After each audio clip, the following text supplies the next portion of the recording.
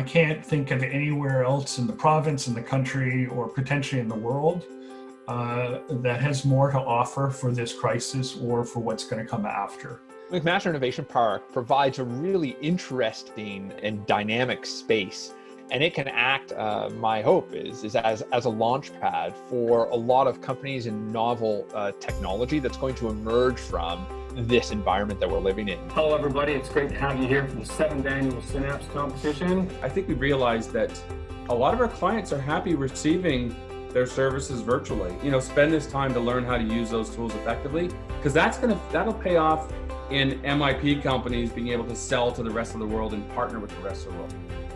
This is basically a massive calling for founders and startups to have an ultimate need that we can all collectively try to come together to solve. We slide right into the neurological consequences that people are suffering from COVID-19. Hey, we'd like to switch our production to making hand sanitizer, whatever it might be.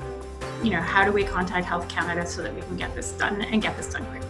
The gatekeeper is a stationary AR smart thermal camera that can detect human temperatures in a large group. There's so many different things that need to be addressed coming out of this. It's not just healthcare, where of course is where we're focused, but it's also things like shipping logistics. We're a center of excellence for logistics and transportation. We have lots to offer. And I would say, and most importantly, my goodness, we're a life science powerhouse between the colleges and the universities and the hospitals. If you look at just about anything that's facing the world, it's within our grasp.